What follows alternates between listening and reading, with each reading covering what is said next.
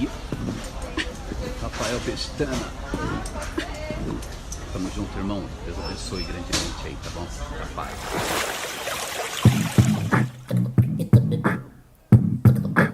Rafael Pestana.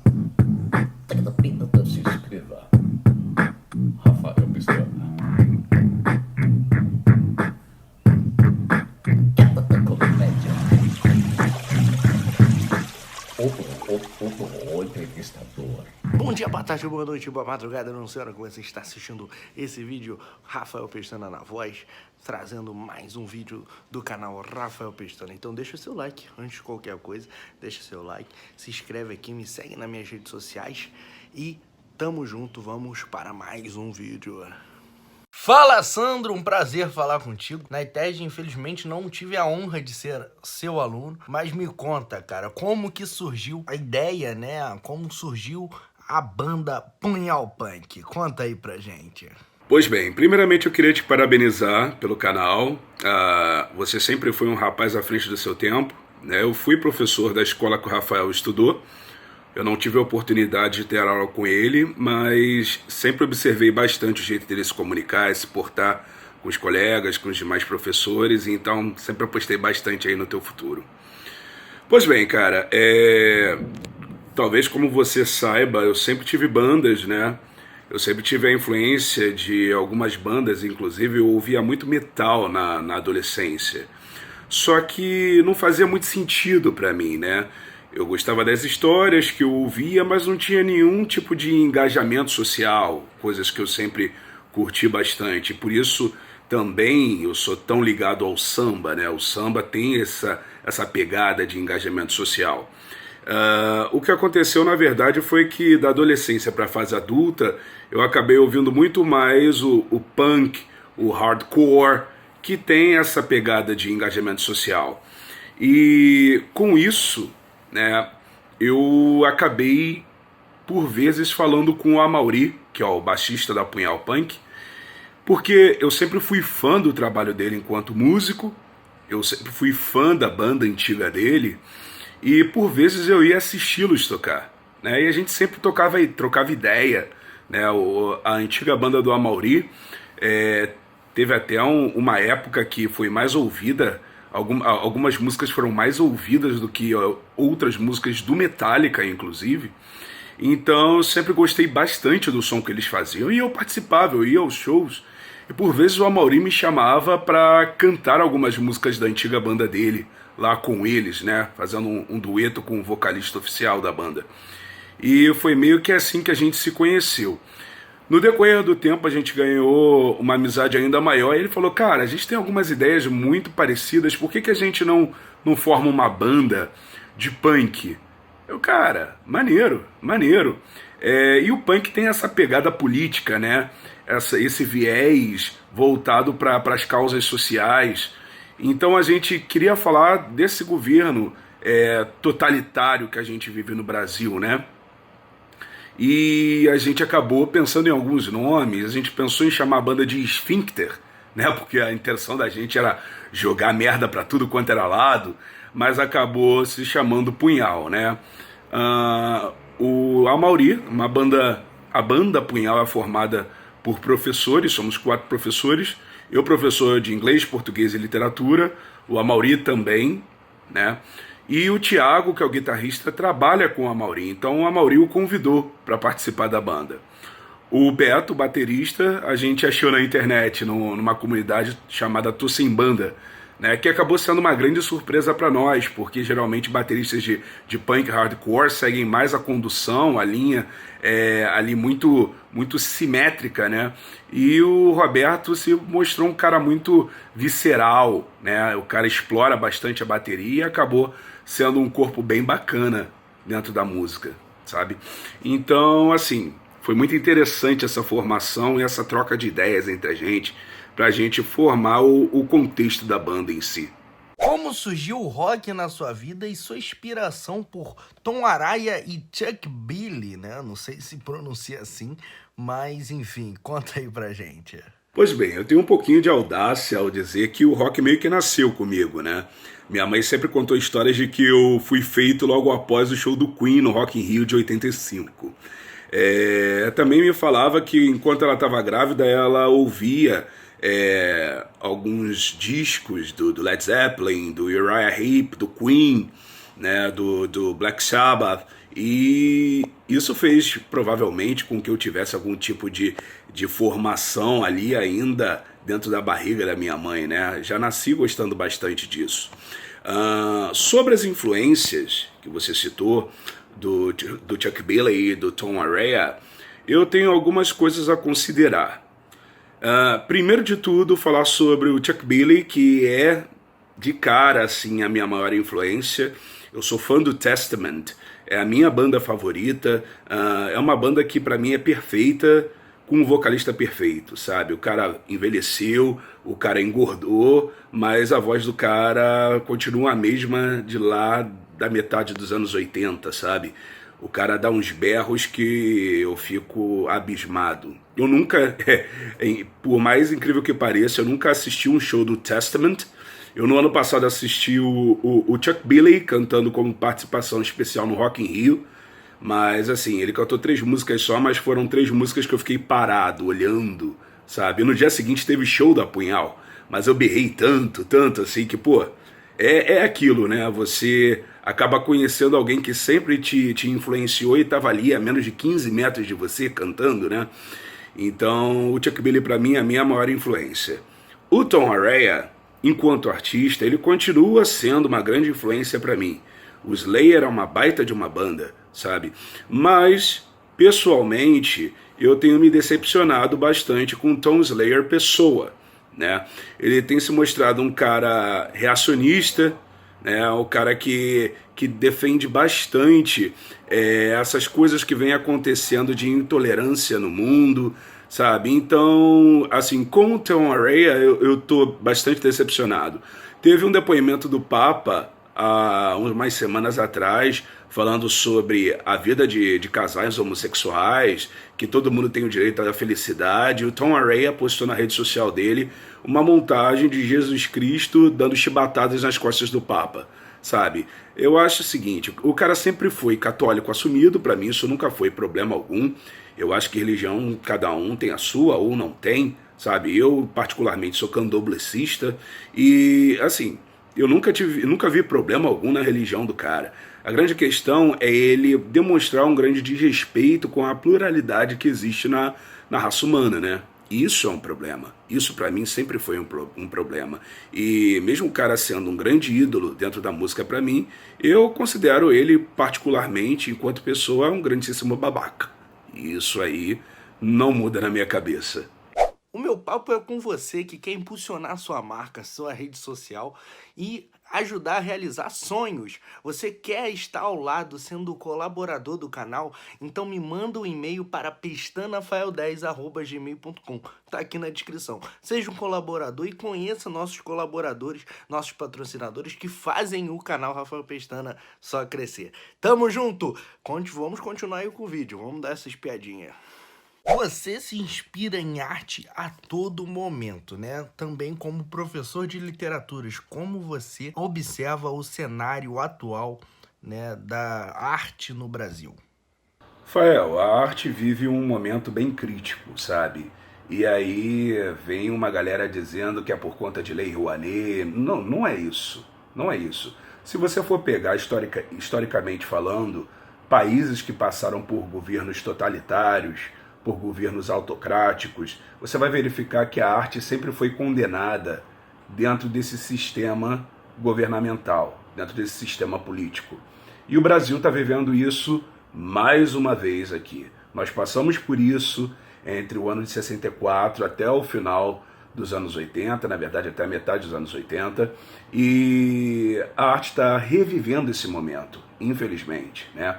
Por que isso acontece? A arte, na verdade, ela acaba se tornando a grande difusora de conhecimento até as classes menos favorecidas de comunicação e educação. Então a arte ela tem um papel primordial dentro de todo um contexto, seja ele político ou não. E enquanto político, ela faz com que as pessoas fiquem antenadas da melhor forma possível, através de música, através de apresentação de shows, né, de paródias, de comédia, de teatro, de cinema.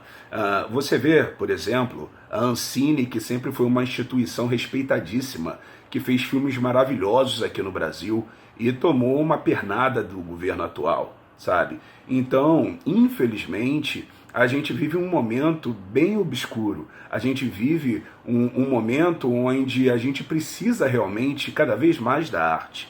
E é isso que a Punhal Punk tenta fazer. A gente tenta mostrar através da nossa arte, através das nossas letras, o que a gente vive hoje em dia com esses governos que tiram todo e qualquer respeito do cidadão, sabe?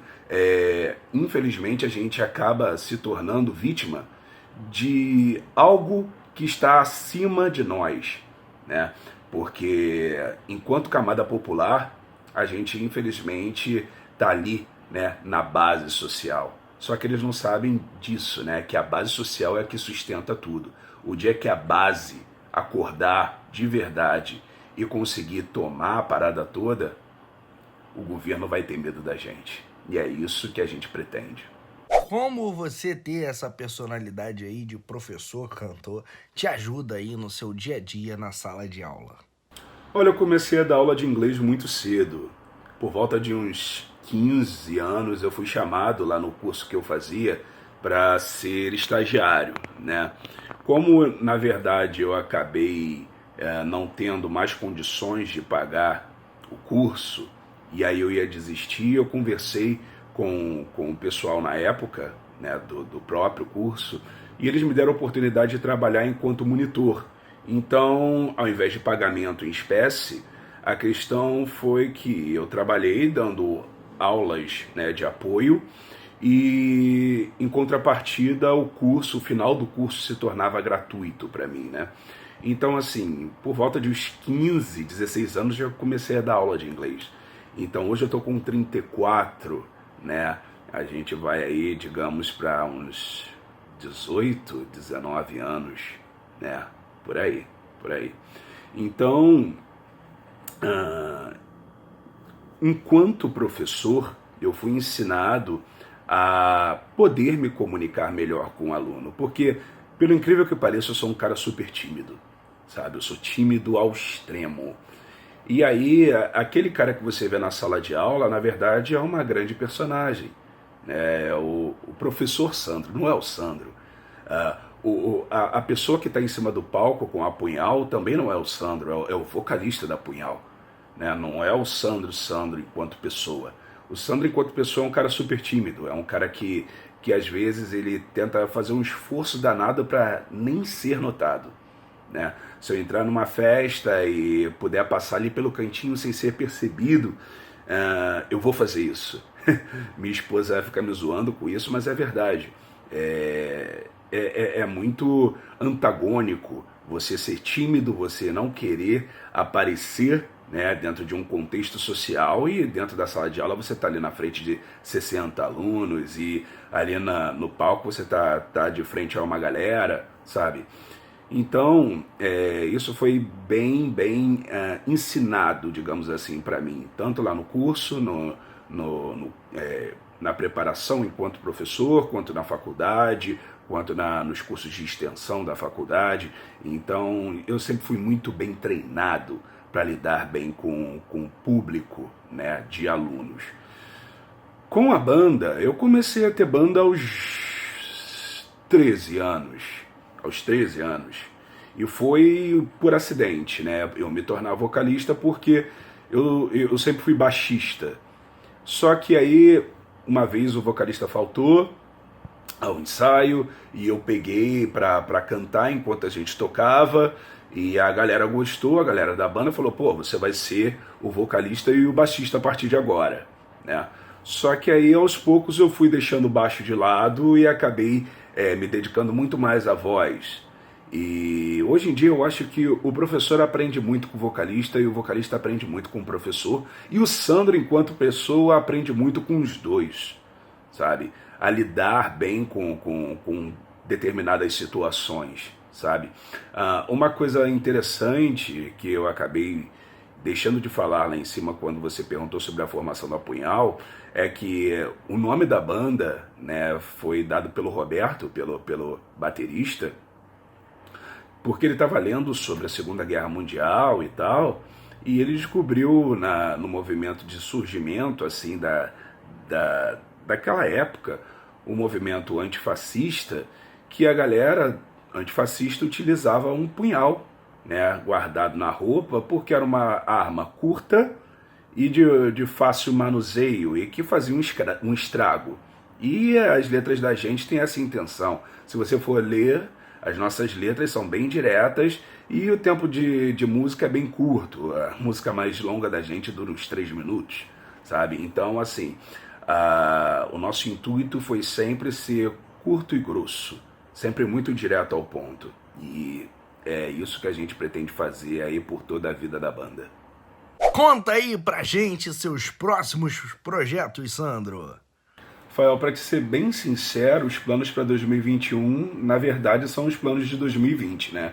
Que a gente foi interrompido pela pandemia. Nós temos já o CD praticamente pronto, a gente só faltou gravar 2 músicas, e assim que nós decidimos gravar as 2 últimas músicas, a pandemia chegou, né? Então a gente falou, pô, vamos parar por aí, porque a gente está observando o que está acontecendo lá fora, tá morrendo gente à beça, a galera tá ficando mal. O Roberto, que é o baterista da gente, trabalha lá na Fiocruz, a minha esposa é médica e a gente tem o feedback de ambos sobre o que acontece, né, nas profissões deles. E, cara, a gente decidiu parar. Então o plano que a gente tem para 2021 é, primeiro, que o coronavírus passe logo. Segundo, terminar o CD para poder lançar. E terceiro, voltar a ter o contato com o público, né? Porque tá fazendo uma falta danada pra gente. A gente é professor, a gente tem contato com os nossos alunos, né, via educação à distância, mas nada melhor do que o corpo a corpo, né? A gente quer voltar a dar aula, inclusive dentro da sala de aula, e a gente quer voltar a ter o contato com o público da gente. A gente sente muita falta disso. Rafael, eu te agradeço bastante pela oportunidade da entrevista, eu te agradeço bastante pelo carinho com o qual você me tratou, e eu estou muito feliz de poder participar do seu quadro, de poder participar do seu canal. Estou feliz com tudo que eu estou vendo sobre o seu canal, você crescendo cada vez mais, isso me deixa bastante satisfeito, de verdade. Nada melhor para um professor do que ver o seu aluno crescer, né? Embora você não tenha sido meu aluno, mas estava ali no cotidiano, conversando comigo e, pô, eu sempre torço pelo bem dos meus alunos. Aproveitando para falar sobre Apunhal Punk, nós estamos nas redes sociais, né? Instagram, no Facebook, @apunhalpunk, é só procurar lá. Ouça também as nossas músicas no Spotify, no Deezer, em todas as plataformas digitais de música, tá? Nós temos o nosso EP, Relatos sobre o Absurdo, e o nosso primeiro single, ali que nós lançamos na metade do ano de 2020, Classe Média. Então, ouçam as letras que eu tenho certeza que vocês vão se identificar com elas, tá bom? Rafael, mais uma vez, meu agradecimento imenso pelo seu carinho e sucesso sempre, meu camarada. Um grande abraço a todos vocês e a gente se vê aí nos palcos assim que tudo isso passar. Valeu! E aí, rapaziada, gostaram do vídeo? Então deixa seu like, comenta aqui embaixo o que você achou. Você me segue lá nas minhas redes sociais, se inscreve aqui no canal Rafael Pestana e siga aí a pessoa entrevistada, né? Que tá tudo aqui na descrição. Então você segue aí e tamo junto. Mais um vídeo do canal Rafael Pestana no YouTube. Rafael Pestana. Pestana.